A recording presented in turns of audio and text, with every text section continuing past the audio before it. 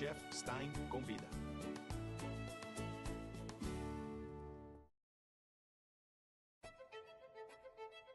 Vamos comigo, vamos conhecer um pouquinho dessa cidade? Bem-vindos ao Chef Stein convida. Vamos fazer um especial aqui em Brasília. Vamos trazer para vocês sabores, aromas e cores dessa cidade. Vários chefes famosos para vocês. Vamos comigo, vamos conhecer um pouquinho dessa cidade?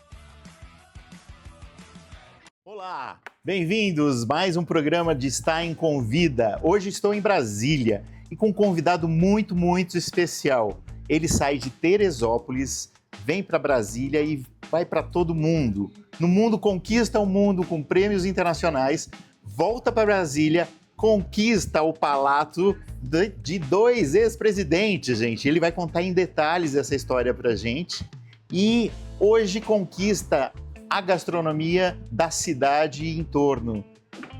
Marcelo Lopes, esse é o convidado de hoje. Olá, Marcelo, Olá, tudo bem com você? Como vai, chefe? Tudo bem? Eu também. Bom, primeiramente é um grande prazer receber você aqui, né? A gente teve, vamos dizer assim, várias indicações do Rinaldo que você estava ouvindo, a gente estava ansioso para te receber aí também.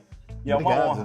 Muito obrigado pela visita. Muito obrigado. E vamos aí conversar um pouquinho com você. Eu já comecei a adiantar um pouco da tua história, mas eu queria que você contasse um pouco pra gente essas influências. Eu gostaria muito de saber, porque eu acredito muito isso nos nossos ancestrais, Sim. nossos avós, nossos pais.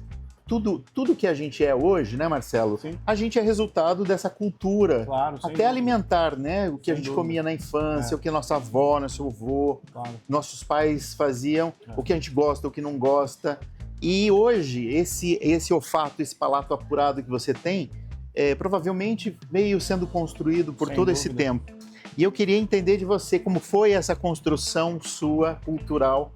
Bom, pra eu gente. tenho uma avó chamada Elza, para mim é a melhor cozinheira que eu já vi. Ela na foi a vida. sua maior E ela foi a influenciadora? minha maior inspiração. Assim, eu tenho muita lembrança de quando eu era novo, da cozinha com ela, provando ali os vamos dizer assim, a massa do bolo, a massa do pastel. Então, assim, eu lembro muito ela cozinhando e eu sentadinho olhando ela cozinhar no fogão. Então, eu falo muito que eu nunca tentei fugir da gastronomia por isso, porque sempre foi muito natural, assim, pra mim, né? Tá dentro da cozinha com a minha avó e ver ela cozinhando. Ela sempre tinha aquele almoço farto de 3, 4 proteínas, 5, 6, 7 guarnições. Então, Mesa cheia. mesa né? fartíssima. Então, assim, a gente, vamos dizer assim, teve possibilidade de provar muita coisa antes de ingressar na carreira de chefe de cozinha. E um prato dela que você recorda que assim, eu não esqueço esse prato.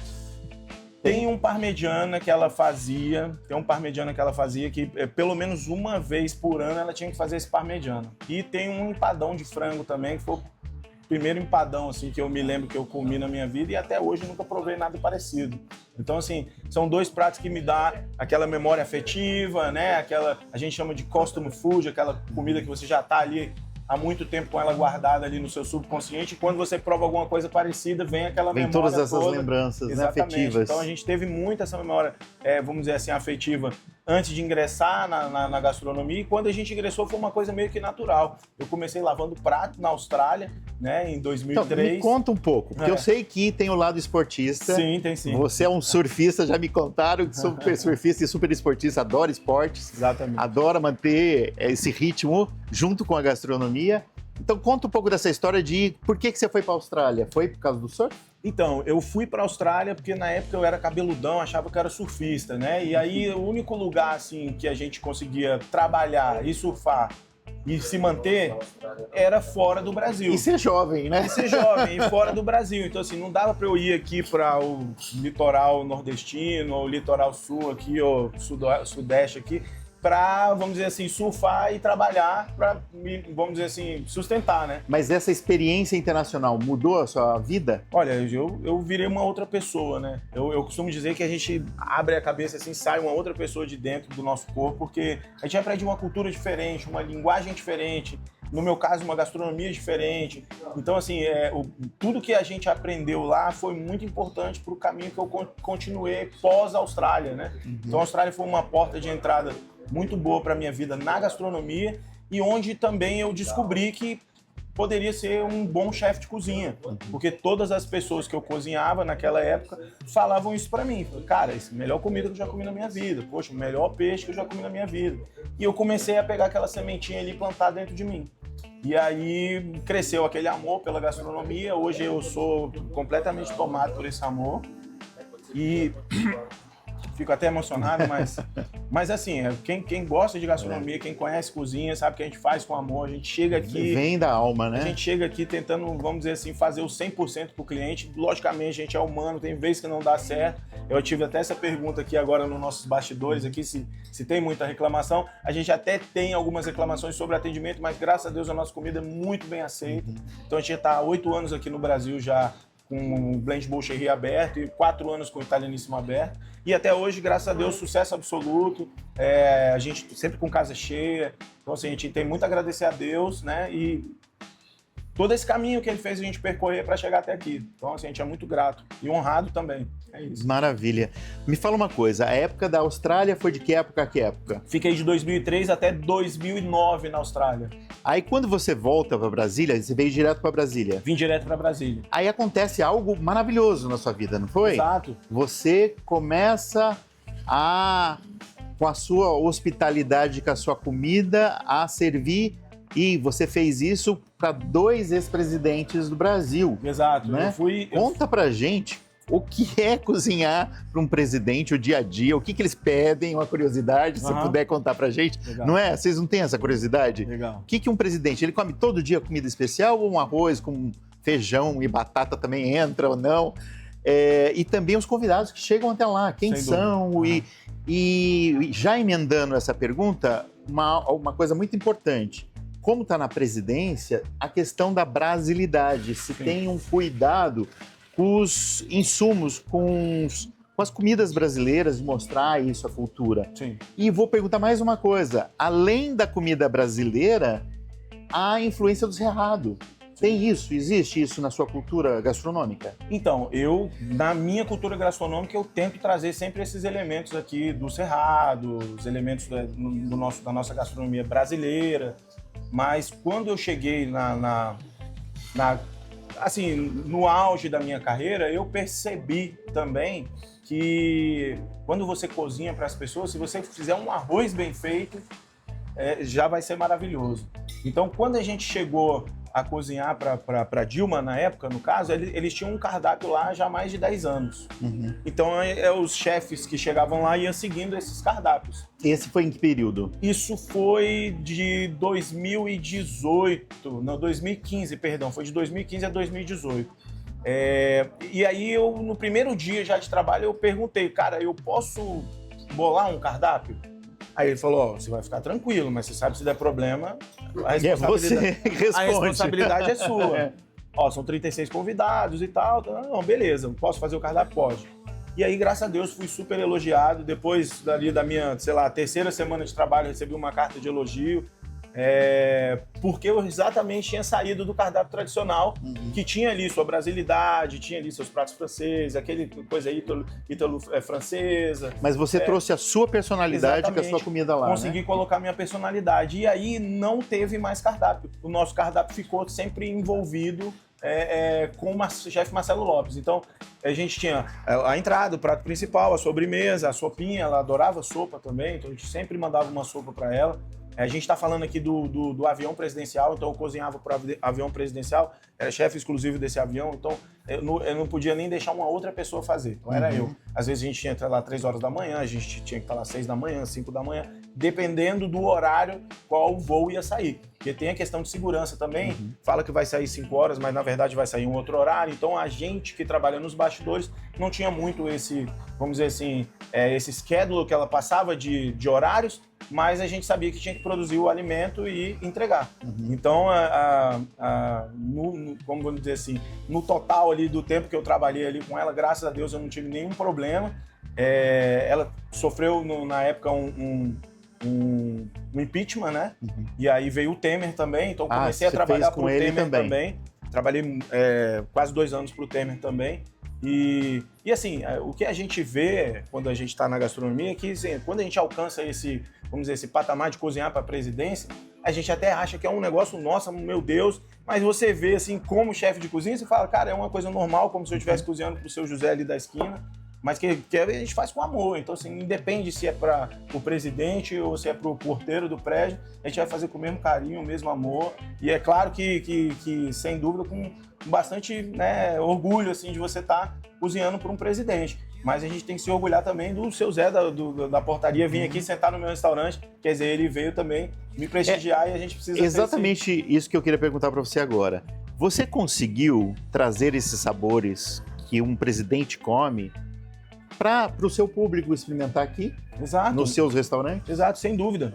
Muita coisa que a gente fez. Me dá um exemplo, assim, uns pratos que você trouxe ou reformulou ou serve da mesma forma? Sem dúvida, tem muita coisa que a gente fez, assim, porque o nosso cardápio ele é meio sazonal também, a gente troca ele demais. Agora, lógico, os best-sellers, nossos pratos que vendem mais, a gente sempre mantém. Me fala um deles, assim. Exemplo, o filé Wellington que você comeu, a gente não pode tirar, senão dá briga, né?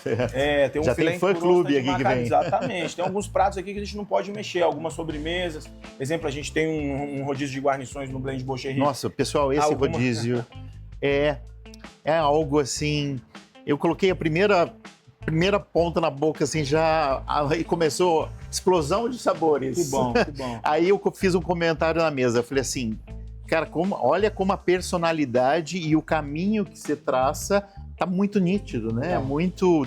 Cada coisa fala com cada coisa, num equilíbrio. Essa é a ideia. Isso, mas está muito claro no seu trabalho. Assim. Parabéns. Legal. Então, esse rodízio de guarnições que a gente tem, muita coisa veio desse, vamos dizer assim, desse meu caminho que eu percorri desde quando eu era lavador de prato, em 2003, na Austrália, e virei um chefe de cozinha, vamos dizer assim, com bastante know-how e experiência na área. Então eu trouxe toda essa experiência, coloquei a maioria das guarnições que eu fiz para ela, né, e para o Temer, e para quem eu cozinhasse, cozinhei para senador, para deputado, governador, para todo mundo. Inclusive aqui no restaurante a gente tem bastante pessoas públicas aí que vêm aqui. Imagino, né? Estamos em Brasília, que deve frequentar bastante gente conhecida, né? Sem dúvida. Já tivemos presidência Bolsonaro, filho do Bolsonaro, Cristóvão Buarque,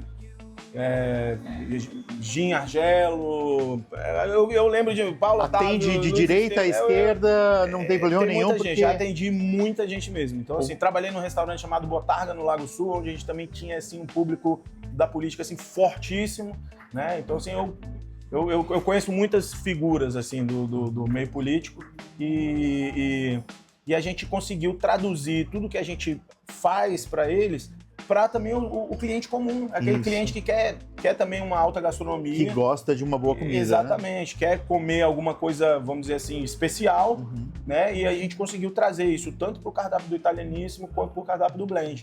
Então, várias coisas que a gente tem aqui, inclusive a gente tem aqui um camarão que a gente fez é um parmegiana de camarão, só que ele vai com risotinho com limão siciliano, queijo brie, grana padano.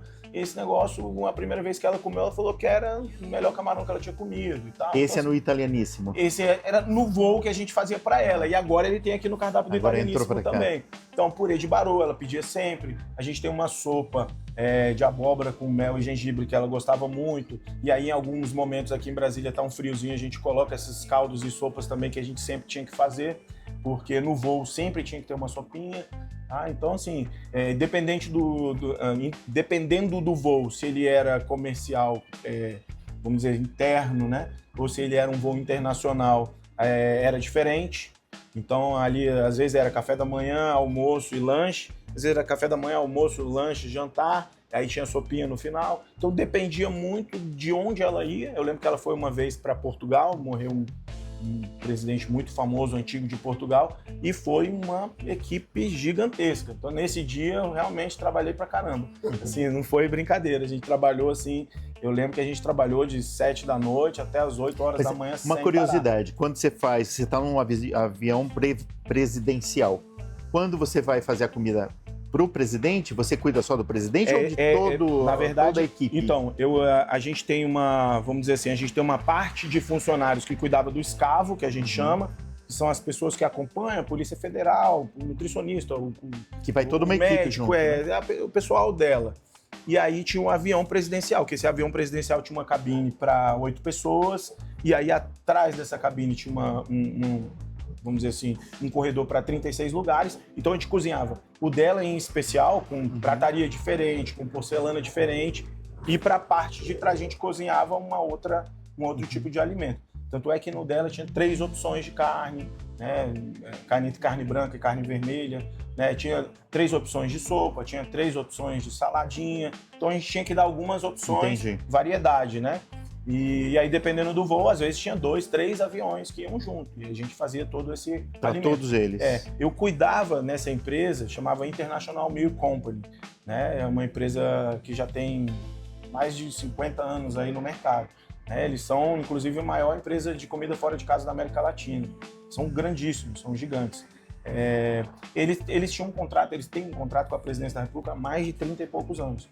Então, eles me chamaram para tentar, vamos dizer assim, para apagar um fogo que tinha lá na empresa. Eu fiz e acabei virando chefe executivo dessa empresa. Então, às vezes, tinha dia que eu trabalhava mais ou menos 20 horas e descansava ali, dormia 2 e mais 2 horas de deslocamento e tomar um banho. Então, assim, às vezes a gente acha que a vida do chefe é fácil, mas a vida de chefe de cozinha realmente é difícil. Agora você me falou que a Dilma, pelo que vocês entendem, acho que vocês entenderam isso também, que ela gostava muito de sopas, né? Sim. Esse era um dos pratos preferidos dela. Isso. E o Temer, como você pode me dizer qual o prato que ele mais gostava? Então, eu não sei se tinha, vamos dizer assim, alguma relação entre a esposa, mas eles tinham um lance mais meio fit.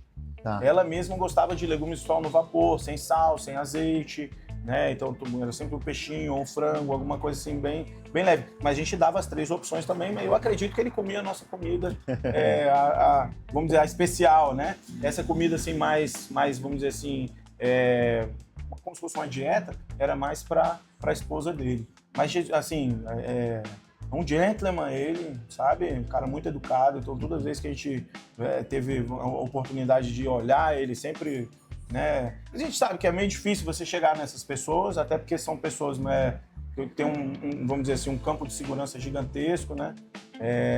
E a gente sabe que também tem essa parte da segurança. Então, a gente sentiu assim que na época das, vamos dizer assim, das muitas vezes que a gente dormiu lá cozinhando, que quando era com o Temer era mais fácil, né? Era mais fácil porque era um cardápio um pouco mais simples, né?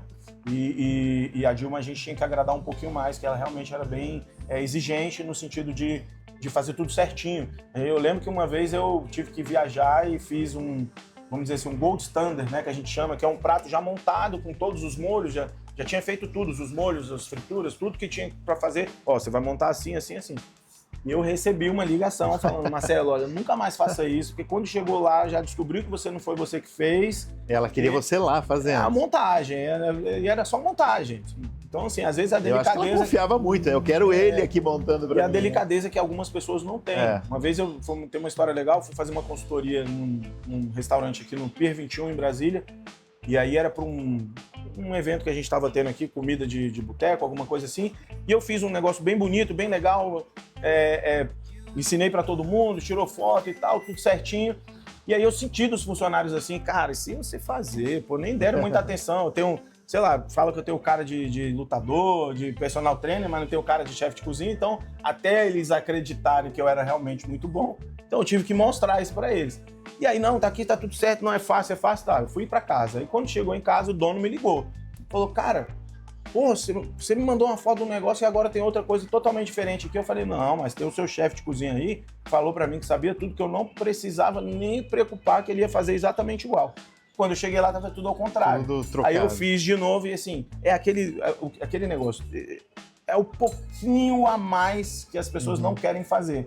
E aquele pouquinho a mais de que quem quer fazer é quem tem amor, quem gosta mesmo, quem tem o carinho pela Mas eu coisa. acredito que tenha um olhar mesmo diferenciado, Também. uma estética diferenciada Sem dúvida. que não são todos, né? E eu acho que isso faz parte também de um pouco da tua história. Sim. Você vai vendo Até uma um pouco de um montagem dom ali, também, né? exato, Assim, algo que você, além de Eu acho você que construir tudo isso na sua vida, mas também você tem um olhar diferenciado, um jeito de apresentar. Aquele perfeccionismo que o chefe de cozinha tem. A gente gosta de apresentar da melhor forma.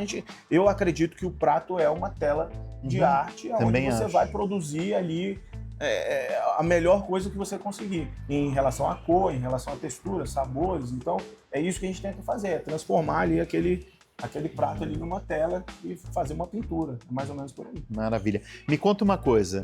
Aí chega um momento na humanidade que acontece a pandemia. Como é que você lidou com a pandemia? Foi um diferencial na sua vida? Como isso aconteceu? Então, foi complicado, né? Porque eu acho que ninguém soube, vamos dizer assim, absorver realmente o que tinha acontecido no início, né? A gente não tinha delivery no restaurante, então eu tive que abrir um delivery da noite para o dia. E a gente começou a trabalhar delivery, dispensamos funcionários, vendi um carro para fazer o pagamento de férias, 13º, já tudo de uma vez para deixar o pessoal em casa. E aguentamos a pandemia e depois da pandemia a gente começou, vamos dizer assim, a ter o movimento de volta dos clientes. E aí essa loja onde a gente está sentado aqui era um outro restaurante, ele quebrou, né? Não aguentou a pandemia. A loja muitos, né, pelo Brasil. Como muitos, a loja ficou aqui. Pelo mundo, né? Eu tinha, na época, um carro quitado, uma moto quitada. E aí, eu lembro que era uma sexta-feira, eu falei com Deus, falei, pô, se for para ser nosso, que você abençoe. E aí, nesse dia, eu tirei foto do meu carro e da minha moto e botei no LX, no outro dia eu vendi os dois. Uau. Então, eu já cheguei no outro dia, ele tava aqui, aí eu falei, então vou ficar com teus negócios aí, tu me dá a chave. Peguei a chave na mão.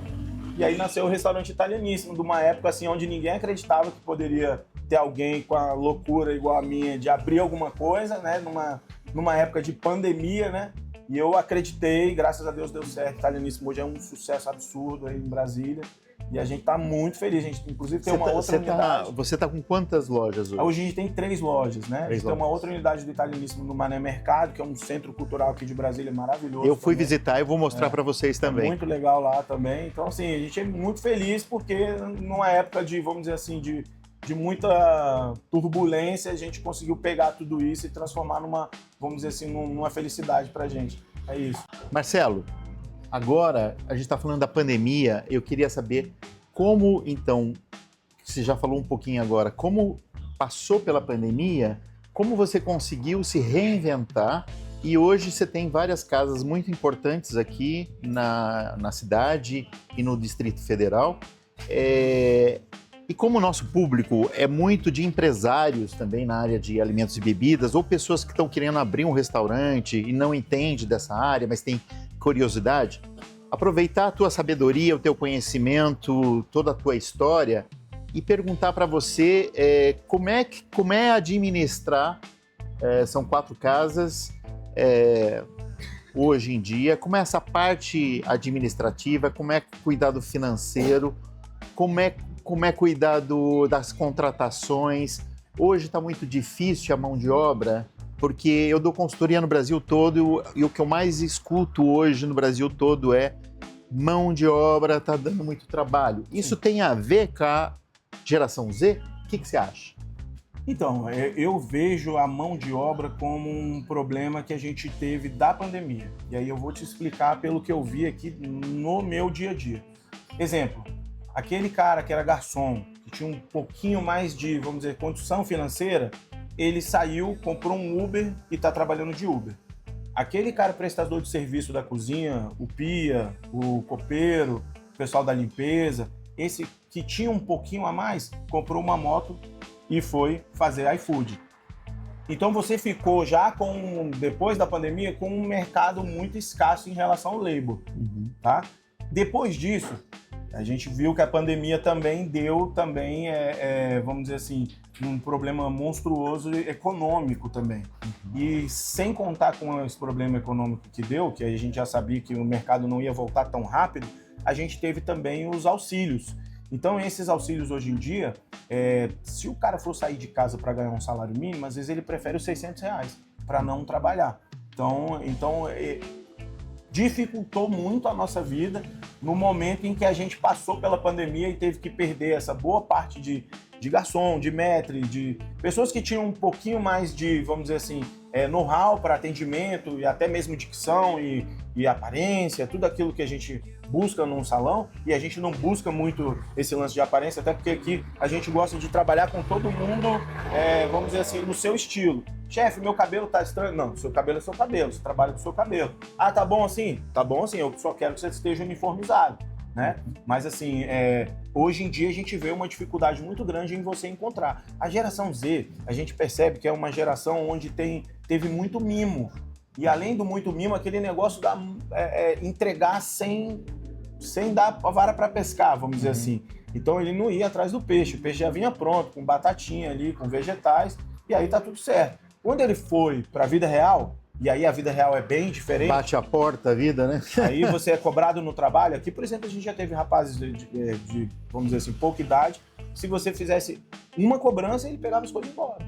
Então, assim, falta de preparo, às vezes até mental mesmo, né? E voltando lá no assunto de como a gente conseguiu, vamos dizer assim, crescer em um momento de desespero, vamos dizer assim, a gente teve resiliência, né? A gente teve, vamos dizer assim, persistência, constância, e a gente, lógico, né? E a gente, lógico, teve que olhar a parte financeira. Então, o que a gente fez na parte financeira? A gente começou a ajustar tudo do restaurante, os produtos da curva A, produtos da curva B, curva C. Então, a gente conseguiu ir aonde a gente tinha um maior gargalo, conseguir, vamos dizer assim, secar ali um pouco aquela pinga-pinga que a gente tinha em alguns gaps ali que a gente tinha na própria empresa, em relação à luz, em relação à água, em relação ao insumo. Então, tudo isso a gente foi juntando para chegar num final onde a economia que as empresas estavam fazendo dessem possibilidade de a gente fazer caixa para sonhar e construir outra empresa.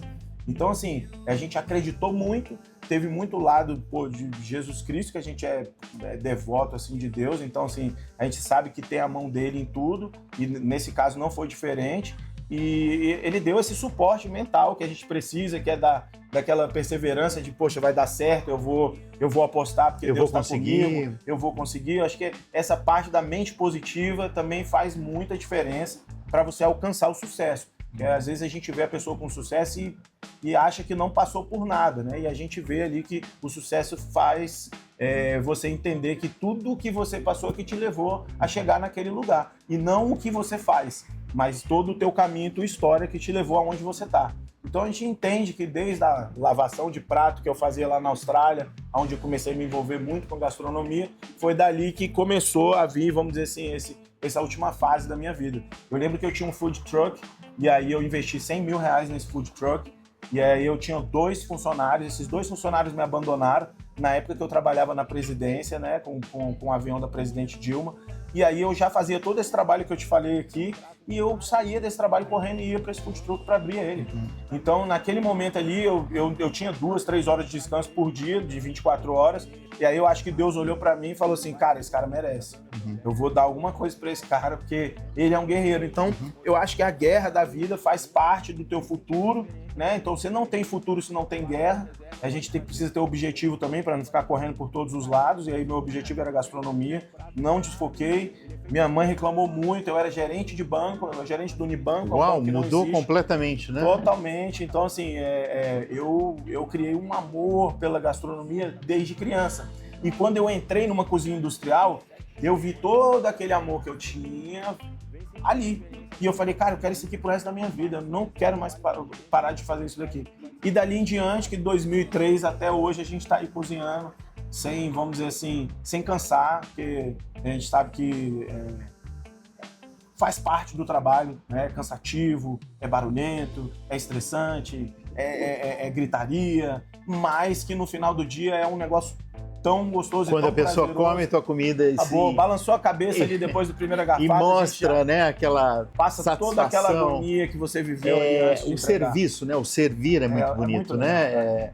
legal, não é para qualquer pessoa, as pessoas têm que entender o que é o ato do servir, né? O outro. É o amor transformado em muito forma grande. de alimento, né? É o que a gente faz, assim, a gente ama o que a gente faz e quando a gente faz aqui, a gente tá botando o nosso amor ali e entregando para outra pessoa. E eu sempre falo para os meus alunos, isso pegando o gancho que ele falou, que lá na Austrália, na verdade em Teresópolis, né? Lavando pratos, Também, não foi? comecei lá muito novinho, 14 anos. 14 anos lavando prato, limpando o chão, Fazendo coxinha, banheiro. fazendo quibe. Eu sempre falo para meus alunos, gente, para você um dia dirigir o seu próprio negócio, isso vale para você que quer abrir um restaurante, um bar, algo ligado à gastronomia, tudo é muito válido.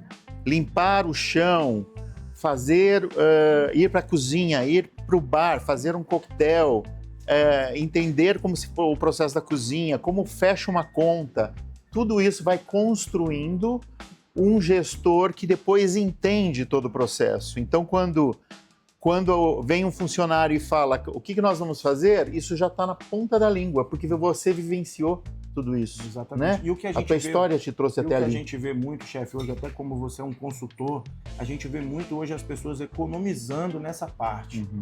E aí é o grande problema das empresas que quebram. Hoje, por exemplo, eu tenho ex-clientes que me ligam perguntando para dar alguma dica, alguma informação, e eu, cara, contrata um chefe de cozinha. Lá na frente você vai estar economizando, você vai estar padronizando, você vai estar organizando a sua cozinha e automaticamente você não vai estar perdendo dinheiro, você vai estar investindo. E fidelizando o teu cliente. Então, assim, eu já tive empresa, já montei 12 restaurantes. Eu já tive restaurante que eu montei que o cara gastou 1 milhão no restaurante e queria gastar 70 mil na cozinha, 100 mil na cozinha. Só na aparência de fora, né? Não é. Então, assim, o que sustenta o restaurante é a cozinha. O salão, ele é muito importante, a questão do atendimento, a decoração, o layout do restaurante, mas a cozinha, você vai hoje em boteco que tem 30 anos, não tem uma cadeira para sentar direito, mas a comida é maravilhosa e está lotado. Então, a comida, ela traz de volta o público. O atendimento, ele leva. Se você atender mal, ele vai levar o público embora e aí, realmente, ele vai voltar aqui. Mas vamos lá, só porque eu amo aquela lasanha, aí o cara vai vir uma vez ou outra. Agora, se você tiver uma comida boa, um bom atendimento, aí você tem um combo. E aí é esse combo que você só vai aprender se você tiver inserido. Então tem muita gente que está fora do mercado e tem dinheiro, que é o que, vamos dizer assim, o importante, o combustível para se montar um negócio, mas não tem, vamos dizer assim, nenhum tipo de histórico naquilo que ele quer fazer. Exatamente. Ou experiência, né? E aí eu acho que tem que buscar o consultor, sabe? Quando você busca o consultor, você busca segurança, você busca eficiência. Né? Então, assim, botar uma pessoa que sabe mais ou menos do processo, e nesses 12 restaurantes eu entrei em rabo de foguete também, que já estava rodando, e quando eu entrei na cozinha eu falei, mas esse cara aqui que é o chefe, pô, ele não sabe nada.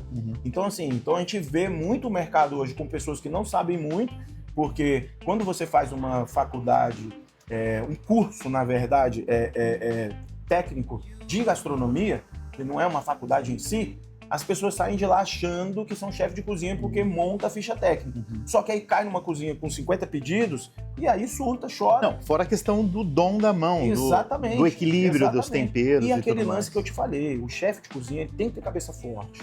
Porque vai vir a comanda, ela vai pular. Às vezes aqui no Italianice, quando a gente está com casa cheia, a gente tem muito, em vários restaurantes, não é só esse, o horário certo das pessoas chegarem. Então, assim, 1 hora, 30, 40, chega. 50 comanda na cozinha. Então, essa parte vamos dizer assim, da cabeça forte ali, do psicológico sem estar abalado, faz muito com que você entregue muito mais rápido, com que você entregue com qualidade, que você entregue com padrão, porque eu acho que a gente vive aquilo ali todo dia e não é um negócio que influencia mais no nosso dia a dia, entendeu? Então eu vejo 50 comandos, vou tranquilo no meu ritmo, é um ritmo acelerado, a gente gosta de trabalhar com ritmo acelerado aqui no restaurante, porque é o que eu falo para eles, quando vai um prato, vamos fazer acelerado? Que quando vier 10 a gente vai conseguir fazer acelerado. E outra coisa, com perfeccionismo, porque aí, quando a gente fizer 10, vamos fazer 10 perfeito. né? A gente pode não tentar chegar no perfeccionismo, né? No 100%, mas vamos fazer o máximo para chegar, né?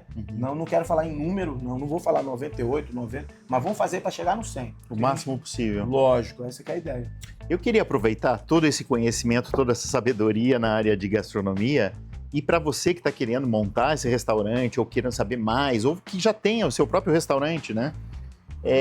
Eu queria falar de algumas coisas que estão bem na atualidade, algumas perguntas que estão no dia a dia ou que vão, daqui a pouco, movimentar a nossa área com uma intensidade muito grande. Então eu já vou fazer todas as perguntas e aí você vai me responder, porque não é muito, são só duas. A primeira é a inteligência artificial. Ela veio para mudar o universo da gastronomia ou não? E a segunda, uma bem moderna, atual, as canetas. As canetas emagrecedoras, elas vão mudar o cardápio do dia a dia? Vão influenciar a nossa gastronomia ou não? O que você acha, Marcelo?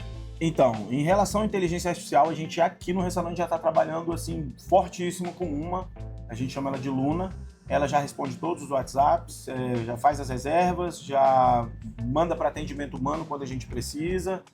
A gente está inserindo ela no nosso sistema também.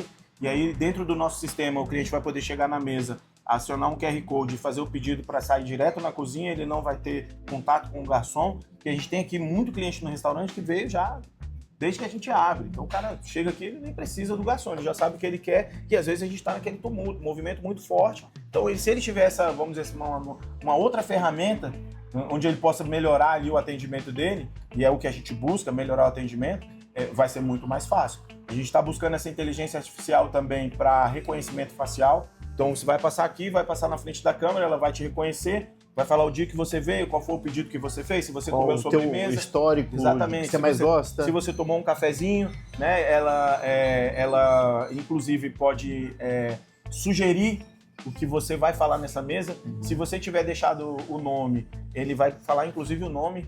Então lá é o seu Marcelo, ele comeu esse prato, tomou um cafezinho no final e pediu essa sobremesa. Não, isso eu fazia no Arnaldo Lucrécia 30 anos atrás, no meu restaurante de São Paulo, que a gente gravava o nome dos clientes. Sim. Porque a hora que você fala, olá, Rinaldo, muito bom te ver de novo, a pessoa toma um susto e fala, mas você lembra do meu nome? Nossa, que acolhimento é esse? Ou então a gente tinha uma técnica engraçada que o pessoal usava aqueles radinhos, né? E tinham 2 andares. Então a menina que ficava, a hostess que ficava na porta, falava, a Mônica está subindo a escada.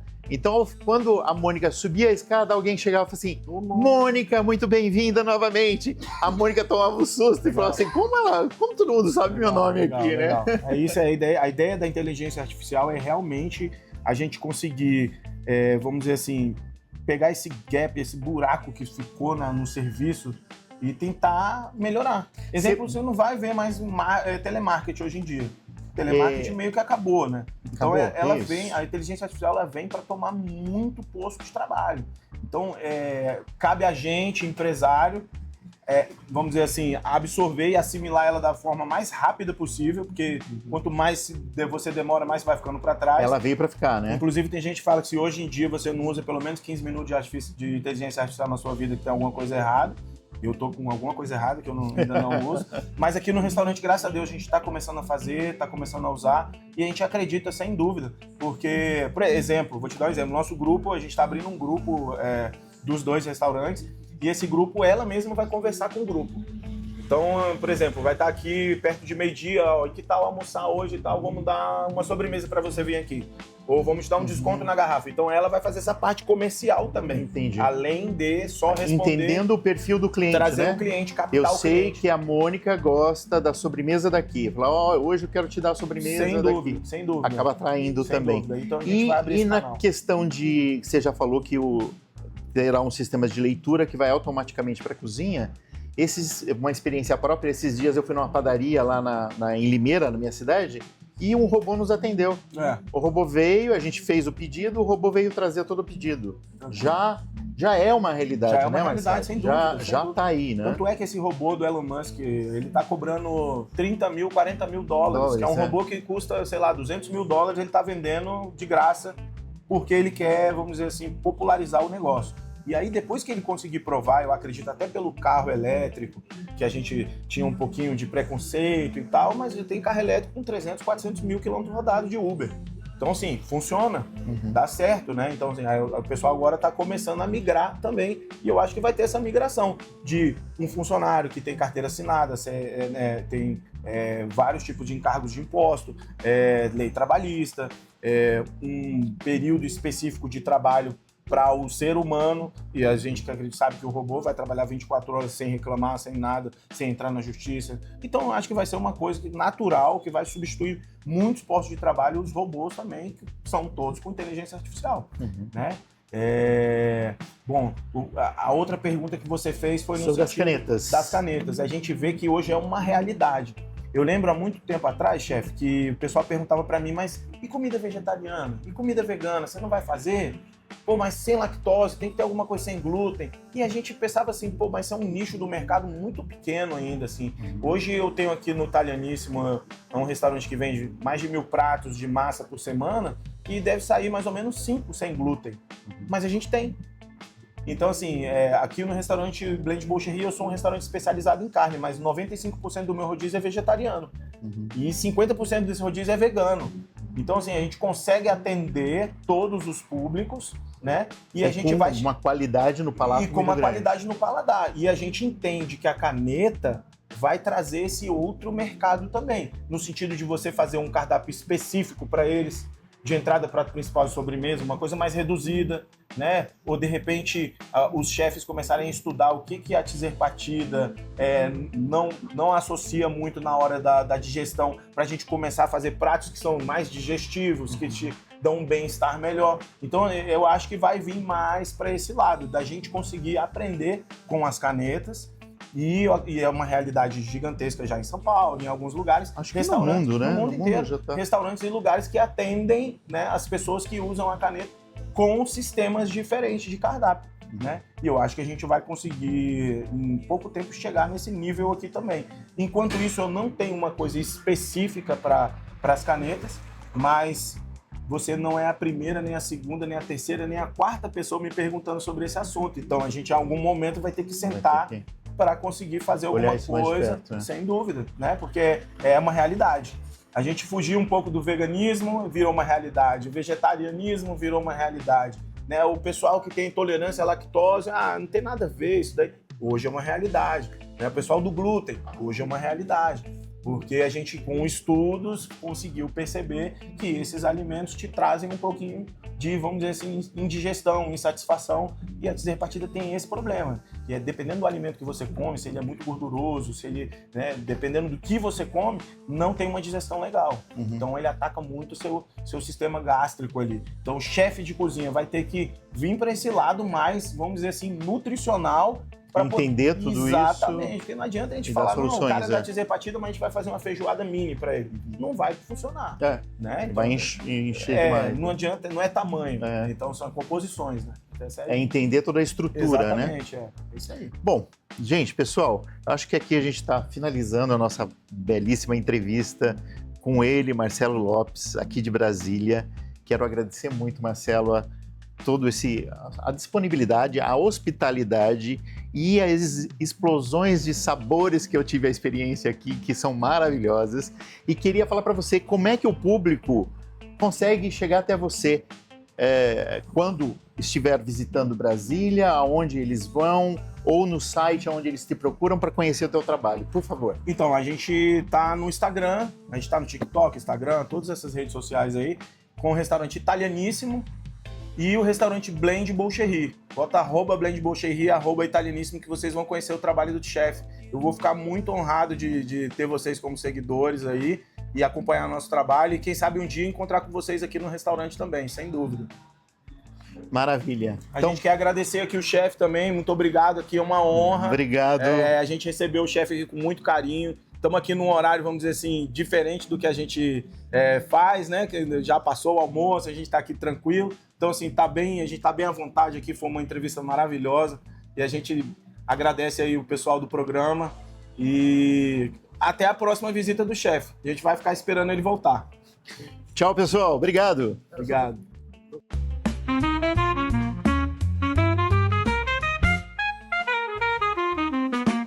Chef Stein convida.